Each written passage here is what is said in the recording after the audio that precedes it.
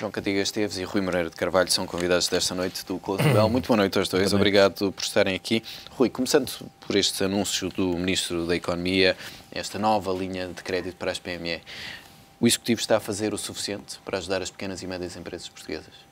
Boa noite. O Executivo está a fazer o que é possível fazer. Para o Executivo criar crédito é impossível, é necessário que haja poupança, seja ela nacional, que não é o caso, ou internacional, que também tem dificuldade em nos emprestar. Como ele não pode emitir moeda, tem de criar um mínimo de instrumentos que possam dar, digamos, alguma esperança. Depois é preciso também perceber como é que este dinheiro vai ser aplicado. Ou seja, se ele vai ser em tesouraria para as empresas que estão em processo já de pré-falência, porque não têm a competitividade, para não dizer que não têm a solvência. Ou seja, elas não conseguem produzir algo que o mercado seja receptivo a comprar e a valorizar, ou ela vai criar esta liquidez para empresas que têm a capacidade de serem competitivas. Portanto, é nesse sentido que era mais relevante. Finalmente, até podia indicar 3 ou 4 mil milhões ou 5 mil milhões e depois criar uma série de instrumentos que não fosse possível ser executados. Portanto, ou seja, entra-se a chamada... Portanto, não é aqui apenas uma questão do número desta linha de crédito, mas da utilização e do resultado final. Depois a capacidade que vai ser utilizada, mais do que os montantes, é saber que as empresas, mais uma vez a transparência, que as empresas é que vão utilizar estes dinheiro, ou seja, se vai haver consequências na produtividade, no sistema de investigação e tecnologia, de forma a criar valor ao que Portugal produz e nota-se que há claramente uma aposta, sobretudo nas empresas exportadoras. Mas estas empresas têm condições para vingar em 2012? Ou são, de facto, a única hipótese para Portugal? É apostar nestas empresas? Quem tem 8 séculos de vida tem sempre alternativas. Na vida, o maior encanto é sempre o suspense do amanhã e a criação de alternativas. É isso que faz, digamos, a todos nós ambicionamos, eu estar aqui, eu estudar, eu poder imaginar algo que o mercado seja carente.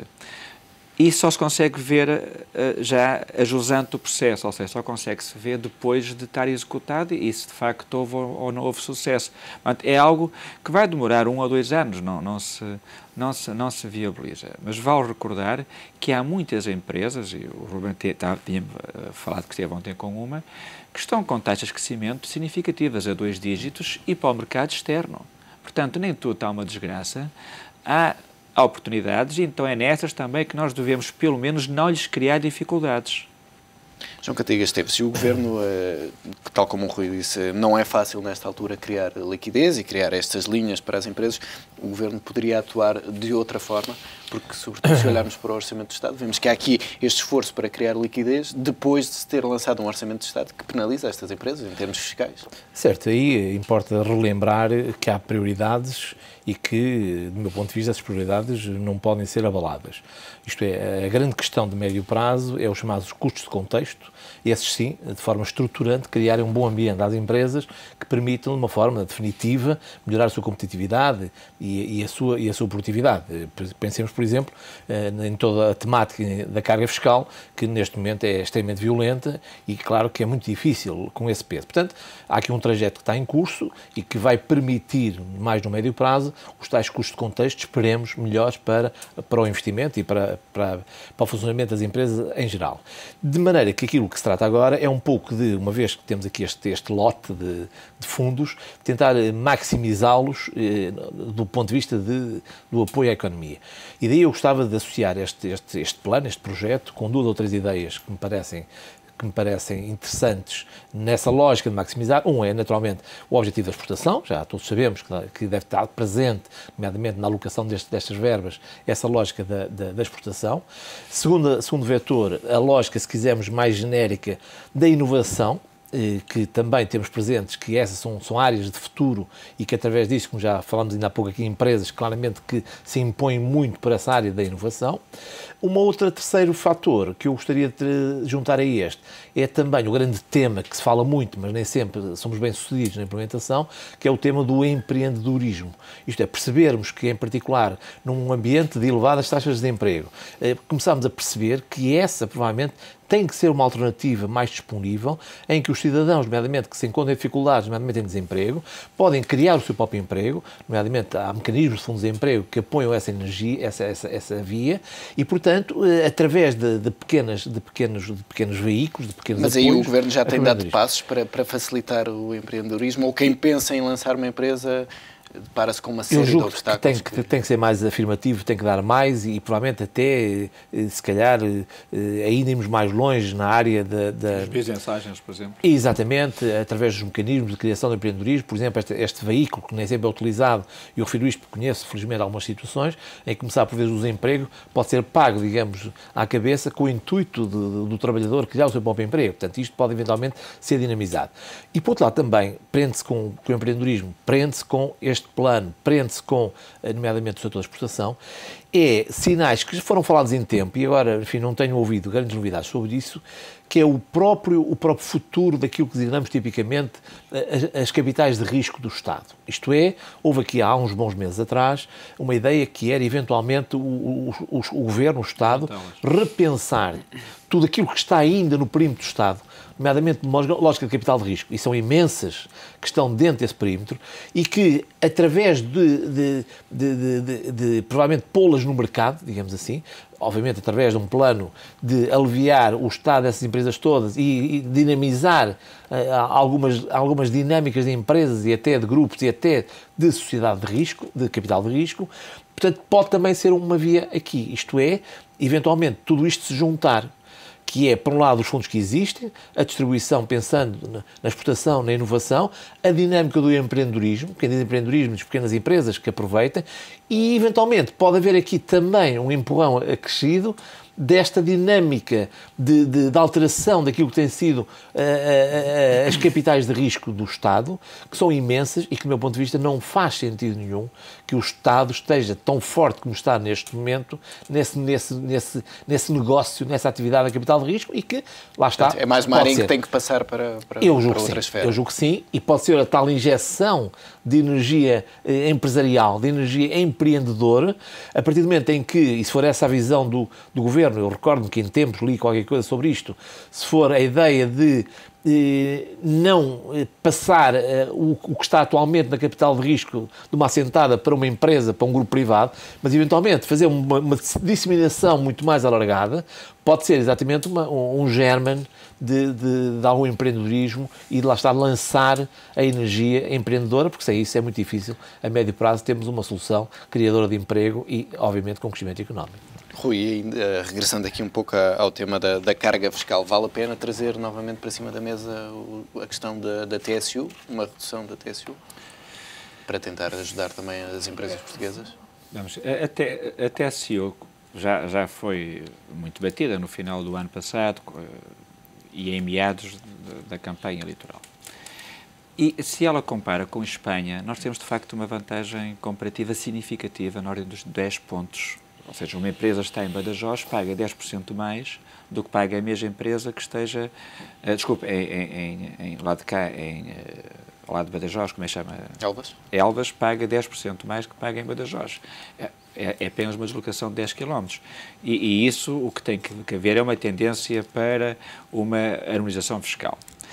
A TSU é um instrumento de facto que deve haver competitividade, eu não descarto nenhuma. Agora, nós não podemos esquecer que o primeiro grão é ter comida para pagar, é ter dinheiro para pagar o pão, ou seja, ter uma receita fiscal. Agora é preciso criar algum círculo vicioso ou não, começar por algum lado. Mas eu se me permitir que refira aqui a duas questões, que para além da internacionalização e da criação de valor, também a substituição das importações. E nós, nomeadamente, no campo agrícola e no campo florestal e do mar, temos um leque enorme de conseguir produzir, e produzir pequenos espaços. O Brasil começou na década de 70 com a Embrapa, a empresa de capitais públicos, a estudar como é que em solos que não eram aráveis, cultiváveis, conseguiam produzir mais e melhor. E importaram géneros, nomeadamente, do Egito e da África Centurial, e hoje são os maiores produtores mundiais de soja. Portanto, ou seja, demoraram 30 anos, mas começaram a estudar. Aqui a intervenção pública é relevante porque ela tem que ter uma característica mais holística e mais calendarizada no tempo. Ela pode ser pensada há 10 ou 20 anos e até fazer parceria com o Brasil. Ou seja, a substituição das importações. Quanto ao capital de risco, e entrando aqui um bocadinho com o professor Cantigas Teves, o aspecto empreendedor não nasce com as pessoas. Não é um gene, não é um DNA. É um aspecto cultural. E nós, em Portugal, não o temos. Nós queremos ser empreendedores com capital de risco, capital do Estado. Agora, o que há é as empresas de capital de risco, só que lhes falta o capital, só sobrou o risco. Portanto, juntá-las vai ser mais do mesmo. Agora, o que há é que racionalizar aquilo e criar parcerias com quem? Com empresas internacionais. Por exemplo, nós em Moçambique, em 2000, criámos uma empresa onde a altura Caixa de Depósitos e o IPE tinha 25% de uma empresa. E quem são os outros parceiros? Era a DEG, que é o Deutsche Bank alemão. Era a CDI, que era do Bruxelas, o Centro de Desenvolvimento Industrial. Era o FMI. Era o Banco Mundial. Ou seja, nós fomos buscar parceiros internacionais que capitalizavam em 75% os capitais próprios da empresa e tiravam aquele carácter, aquele chavão da empresa ser do país colonizador. Ou seja, investiram lá. É preciso fazer parcerias, quer a nível das empresas internacionais de apoio, de facto, ao capital de risco, mas também a nível das empresas, porque nós ainda não observamos as pessoas juntarem-se para criarem soluções. Isso não está a ser visto, portanto, isso vai ter que chegar, quando o momento chegar que não houver mais recursos financeiros, vai chegar lá. Portanto, os recursos financeiros são importantíssimos, mas não é o fim da linha. Digamos, antes disso é preciso ter as ideias, é preciso ter a vontade e é preciso ter a atitude de criar e desenvolver essas ideias. E essa é, de facto, uma questão muito cultural. Cultural, claro, que a escola... Tem de ser trabalhada em Portugal. Por isso que eu referi há bocado os Business Angels, que são pessoas mais da nossa geração, uns 40, 50 anos, com alguma capacidade financeira e com uma larga experiência, que chegam ao pé dos jovens e ajudam-nos. E a Holanda tem isso...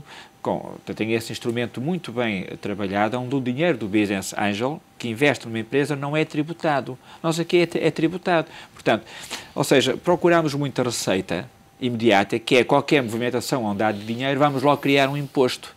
O que é que acontece? Não vem nenhum. E tivemos, ontem, João Cantigas Teves, aliás, nos últimos dias, um exemplo claro e um sinal de alerta para o Governo em relação ao que está a fazer às empresas e se é ou não um país atrativo para as empresas. Não é? Exato, esse é realmente um sinal que deve ser visto e lido com cuidado, porque, enfim, felizmente temos ainda grandes empresas e empresas que se posicionam em termos globais e, enfim, fazem o seu dia-a-dia, geri-las bem e tomar decisões em conformidade com aquilo que são os seus planos de médio e longo prazo. E deve ser um alerta. Aliás, eu tenho pena que dois aspectos. Primeiro, que os próprios agentes políticos, primeiro, não expliquem bem exatamente o que é que se está a passar, porque ouvimos informações completamente desajustadas face à realidade. E segundo, eu gostaria imenso de ver os agentes políticos ambicionar para Portugal, por exemplo, um sistema fiscal igual ao da Holanda. Claro, competitivo. Isso é que seria uma ambição. Não é o contrário, não é que a Holanda venha a ter um sistema fiscal igual ao nosso. E eu tenho muita pena que o nosso benchmark, enfim, o padrão de escolhas, tipicamente, seja exatamente o contrário. Porque eu acho que isto devia ser um alerta ao contrário. Vamos garantir que daqui a uma década tenhamos um enquadramento fiscal semelhante ao da Holanda. Tem essa capacidade de atrair investimentos. Exatamente, e não o contrário. E claro que, enfim, eu acho que isto tem sido afirmações muito lamentáveis, né? Basta lembrar que primeiro que o Grupo Jerónimo Martins, que estamos a falar, tem sido claramente as grandes empresas dos últimos anos em Portugal, que têm efetivamente tido uma performance notável e também que, entre outras coisas, emprega 30 mil trabalhadores. Portanto, eu fico absolutamente boquiaberto, perdoa uma palavra, quando vejo agentes políticos com insinuações relativamente à empresa, pelo menos dever-se-iam lembrar que a empresa emprega 30 mil trabalhadores. Eu acho que só isso merecia, pelo menos, algum respeito, alguma análise aprofundada para ter a certeza de exatamente do que é que estamos a falar e o que é que se passou. Aliás, de ontem para hoje, assistimos, quanto a mim, a dois discursos. Discursos dos políticos, claramente com uma tónica, e discursos técnicos, que eu não sou fiscalista, mas eu vi ontem vários fiscalistas a pronunciarem sobre o assunto. Portanto, e é lamentável, digamos assim, esta divergência entre o discurso dos políticos e os discursos dos técnicos, que aparentemente olharam para a questão técnica, e importa lembrar, por exemplo, enfim, sem querer fazer paralelo, mas neste momento há, em cima destas empresas, um problema chamado país, um país chamado Portugal, com o rating que tem, com os problemas que tem, e, por exemplo, há um caso que, enfim, conhecido, e não é o único, por exemplo, neste momento a EDP consegue ter um rating melhor do que o país, graças exatamente a presenças que tem noutros mercados, nomeadamente na Holanda, em que a partir daí consegue efetivamente ter acesso a mercados internacionais, com capital público, que é invulgar ter um rating superior ao da República. Mas porquê? Exatamente porque foram ao longo de anos diversificar os seus ativos e hoje têm uma capacidade, nomeadamente de financiamento internacional, que de outra forma não teriam se estivessem em Portugal. E, portanto, temos este, de alguma forma, estranho, um facto estranho neste caso estamos a falar da EDP, ter um rating melhor do que a República. E, aliás, aquilo que exatamente me parece, neste momento, é que muitas dessas empresas, como também será o caso da Jerónimo Martins, ao deslocarem alguns ativos, e convém dizer que não é a Jerónimo Martins, quer dizer, estamos a falar de uma operação entre acionistas, portanto, obviamente que os impostos são exatamente idênticos, portanto, esse é de IRC, mas aquilo que acontece é que, ao haver um conjunto de ativos, neste caso, na Holanda, aparentemente permite que esses ativos possam servir como colateral nos mercados internacionais e obter taxas bastante mais favoráveis do que aquelas que se obteriam de outra forma. Portanto, ou seja, eu acho que são operações, e repito, aquilo que nos deveria chamar a atenção, aquilo que nos deveria convocar a todos, era exatamente uma ambição, porque é que nós não temos uma carga fiscal igual à Holanda. Já aqui falamos várias vezes que nós, no mínimo, devíamos ter um objetivo de igualar a Espanha, por exemplo, que ainda acabou de ser dado, portanto, no mínimo dos mínimos da Espanha, mas a pergunta é um concorrente muito próximo, direto, mas devemos ter essa missão, e não o contrário. Quase que faltou dizer como é que a Holanda não tem a nossa fiscalidade, que é obviamente absurda, já referimos várias vezes, estamos muito, muito no limite, e devemos ter, sim, um objetivo de médio e longo prazo de termos também nessa área, sermos competitivos com grandes mercados internacionais, como neste caso é o caso da Holanda. Não é? Mas parece que, Rui, em toda a União Europeia a bitola parece ser por cima. Aliás, a própria Irlanda foi muito pressionada na altura em que recebeu o pacote de ajuda para subir precisamente a carga fiscal. Mas foi coerente. Ela resistiu a essa pressão. Ela resistiu à pressão, ela aceitou uma taxa de 10 pontos base superior, portanto, ela teve 1% superior e agora percebe-se que passado, não chegou a 8 meses, ela já está ritmos de crescimento muito superiores. Aliás, aqui permite-me recordar que no início da década de 2000, a candidatura do partido da oposição na altura, do Dr. Durão Barroso, era o chamado pacote fiscal, que tinha outro nome, já não me recordo, que era o Dr. Miguel Fasquilho, o grande expoente disso, que teve uma guerra forte com a ministra à data, que era a Dra. Manuela Freire Leite, quanto à perspectiva do modelo de crescimento. E o Dr. Miguel Fasquilho era apologista de baixar a taxa, digamos, média nomeadamente do IRC, dos impostos. Estávamos em 2002, 2003, portanto, havia todo um tempo para poder fazer. Hoje é muito diferente, mas, enfim, percebe-se que o aumento de impostos não é a solução. E aí a questão que se coloca é na consciência de cada um, sem querer ser deselegante, que é alguém que está a colocar o móvel em casa ou que está a colocar o muro, chega lá um empreiteiro e diz quer com IVA ou se quer sem IVA. E cada um que responda na sua consciência o que é que está a fazer. E essa vai ser uma realidade ainda mais visível em 2012, provavelmente. E está estudado pelos economistas, que eles fartam-se de estudar e estudam também isso, que é curva de Laffer. Aumentam os impostos, a tendência à fuga de impostos é significativa. Agora, isto é possível num curto... E vale repetir. Neste intervalo de 3 a 6 meses, a um ano, nós não temos alternativas. E aí tem que haver o aumento, de facto, do imposto. O único imposto que é imediato, que é o IVA, que é o cego, mas que tem receita de imediato.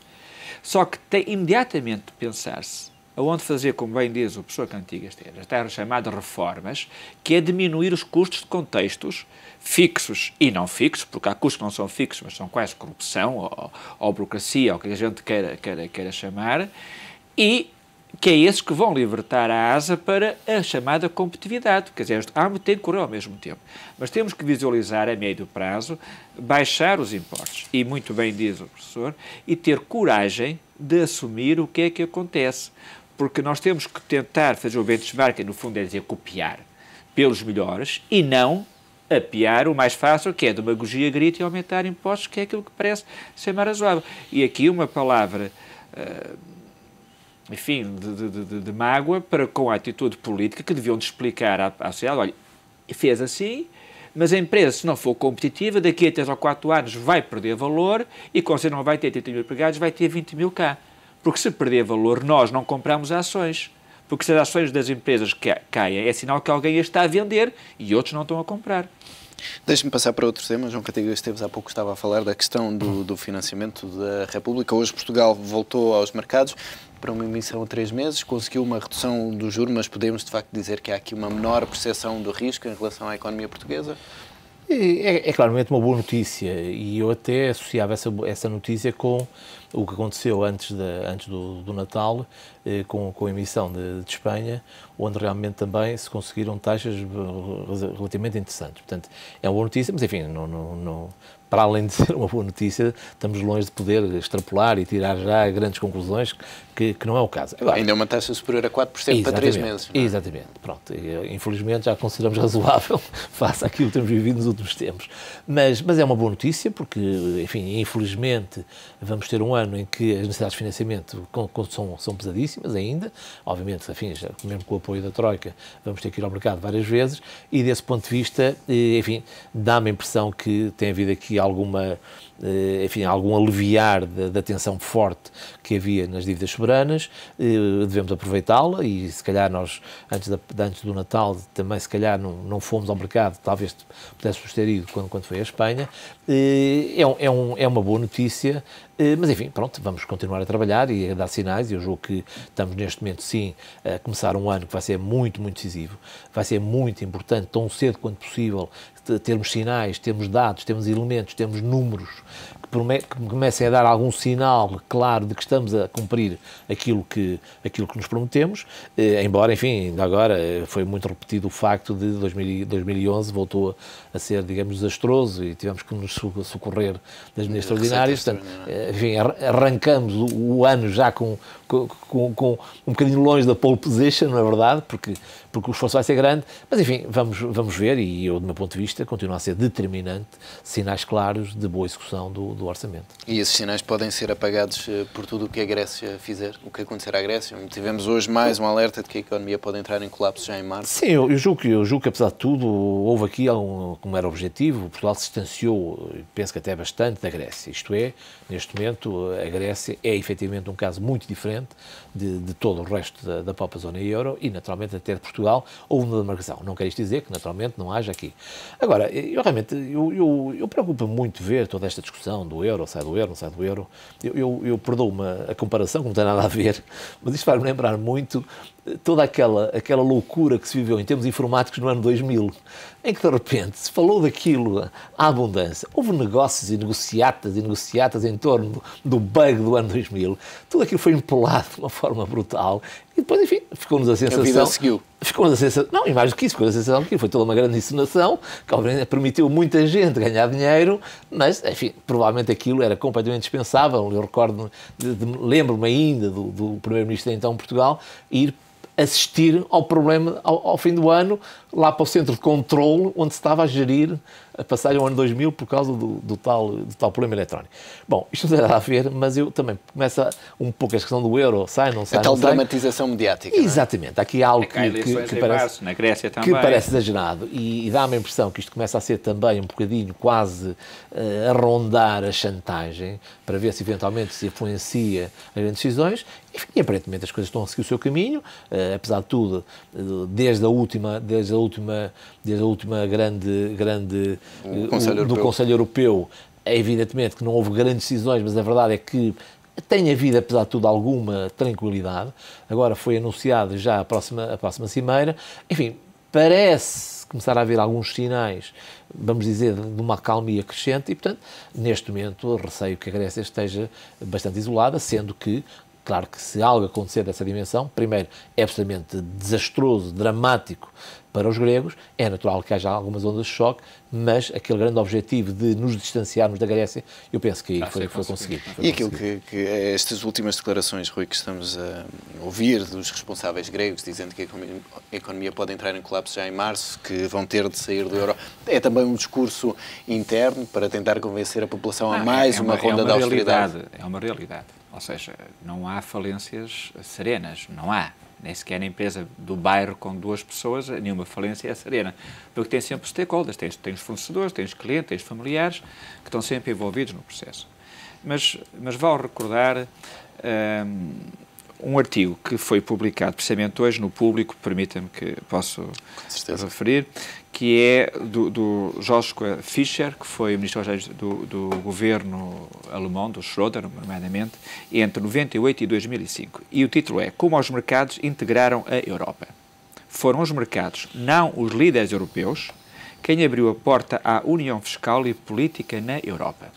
Ou seja, precisamente a questão que colocamos aqui da Holanda ficaria ultrapassada. A questão da taxa fica ultrapassada porque isto vai tender a uma harmonização fiscal na Europa. A económica, nós já assistimos, a monetária assistimos, a económica há uma tendência, os ritmos de crescimento diferentes, da competitividade, criaram 3 zonas, o Norte, o Centro e o Sul, enfim, mas ela, digamos, é aquela que correu menos bem. Mas a fiscal não era sequer pensada. E agora está na mesa. E o que aqui diz, refere muito bem o artigo, é que os países aceitaram tudo aquilo que a Alemanha sugeria. E, portanto, retiraram à própria Alemanha condições de poder dizer que não quer. Como quem querem todos. E nós queremos o cheque. Todos queremos o cheque.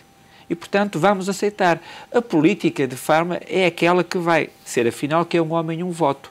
Bom, a coesão, falta saber se algum dia chegará. A coesão implicava que todos tivéssemos ritmos de crescimento e de expectativas idênticos. Aí os aspectos culturais são significativos, os aspectos linguísticos são enormes, religiosos também são, digamos, significativos, mas pelo menos a primeira etapa, que dá para mais 5 ou 10 anos de festa, eu penso que vai chegar. E, portanto, os gregos estão a fazer o papel que lhes era habitual. O ritmo de irem para a rua diminuiu de forma drástica desde que este primeiro-ministro, o Lucas Papademos, integrou. Repare bem, o que dava a sensação que o próprio sistema político estava a incentivar que as pessoas fossem para a rua. Agora não assistimos àquelas manifestações de um momento para o outro. Agora, há uma data precisa. É que em março, precisamente no mês de março, há a 12ª tranche de apoio, que são 10 mil milhões de euros, que pressupunha todo aquilo que teria já sido feito e que não foi feito. Como quem? Se um contrato eu assino e digo, eu vou cumprir com isto para receber o cheque, e eu não cumpri, como é que o cheque virá? Segunda questão, também eleições internas. Portanto, tudo isto vai ser abordado. Agora, assiste também a discussões, e permita-me só para terminar, dos líderes europeus, a preparar o caminho para dizer, se vocês quiserem sair, saiam. Porque já aqui dissemos que o total da dívida deles, em termos a dívida, são 1,7. Não, a dívida deles, em relação à dívida europeia, é 1,7. E o PIB deles, em relação ao PIB europeu, é 1,8. Portanto, 1,7 e 1,8 não afeta nada no espaço euro. É mais barato dizer assim, vocês querem sair embora, tomem lá o cheque, 75%, e ficam livres e seguem o vosso caminho, do que ficar no meio de uma confusão a servir de mau exemplo aos outros. Porque o eles seguir o caminho dele não quer dizer que eles perdendo mesmo os 75% de dívida, não quer dizer que fiquem bem. E termino dando o exemplo da Argentina em 2003, que teve default, teve perdão 70%, e veja que ainda hoje não consegue emitir há 10 anos. Não consegue emitir dívida. E a Argentina, em potencial de crescimento, em dimensão e em riqueza de recursos humanos, não tem nada a ver para melhor que tem a Grécia. Rui Moreira de Carvalho, João Cantigas Esteves, muito obrigado pela presença neste Closing Bell.